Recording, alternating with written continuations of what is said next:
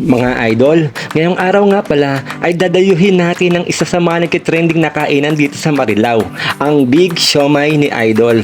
Siguradong may enjoy nyo ang pagkain dito dahil bukod sa malaki na ang kanyang mga siomai ay talagang masarap pa ito at notes, hindi niya ito tinipid pati sa mga sausawan nito.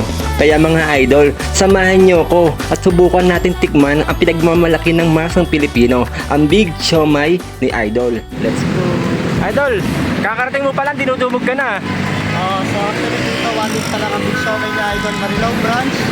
Kahit pa paano is nakikilala na tayo ng mga customer natin sa may SM Marilao. And yung isang branch na nauna natin sa may Kawayan branch ay umuubos na po tayo ng 800 to 1,000 pieces ng Big Siomai. Wow! Congrats Idol!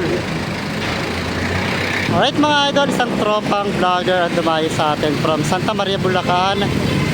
Good Shot Motovlog Photography.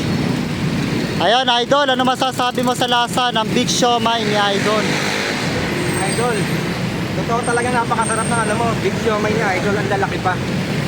Saka masarap din yung fried rice mo Idol, okay na okay to. Talagang tatangkalikin ka ng mga tao dahil napakabuti mo. Nagnegosyo ka hindi lang para sa sarili mo, para makatulong ka rin sa mga nangangailangan, sa mga mahihirap, sa mga homeless. Maraming natutuwa sa mga ginagawa, pagpatuloy mo ng Idol yan at mahal ka ng Panginoon, susubaybayan kaya sa lahat ng ginagawa mo. Ayun, maraming salamat Idol sa pagdayo dito sa Big Siomai ni Idol. Ayan.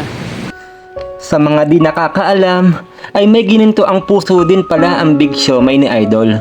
Bukod sa nakakatog na siya sa kanyang pamilya, ay hindi niya makakalimutan tumulong sa mga kapwa natin, lalo na sa mga homeless na nagugutom sa daanan. Dahil sa Big Siomai ni Idol ay napapakain niya ang mga ito sa bawat araw. Pag nadadaanan niya ito, ang mga homeless ay inaabutan niya ng konting tulong.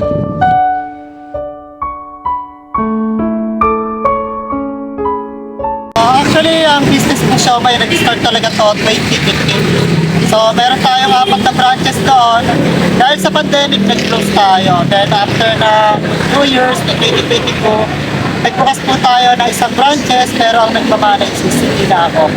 So ngayon, naging busy tayo sa pagiging delivery rider sa pag-vlog natin. Then after a year, 2024, April 10, ay pinuksan ang kauna-unahang branches ng Big Siomai ni Idol. Then sa ngayon, after 4 months ay nasundan ulit ng another branches dito sa may Kawayan branch. So nagpapasalamat ako sa mga tumatangkilik sa Big Siomai ni Idol. Dahil po sa inyo ay hindi namin maibabalik yung mga branches na nawala sa akin noong pandemic. At sa bawat pagbili nyo sa paninda Big Siomai ay nakakatulong po kayo sa mga homeless na pinapagaan. Maraming salamat sa inyo. Mga kababayan, suportahan natin si Admin Mark at ang Big Siomai ni Idol.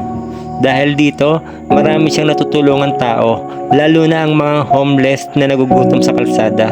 Naniniwala ako sa iyo at ang taong bayan sa mga layunin mo, kung bakit mo ginagawa ito. Hindi ba ngayon at bukas, malay natin, mas marami ka pang matulungan balang araw.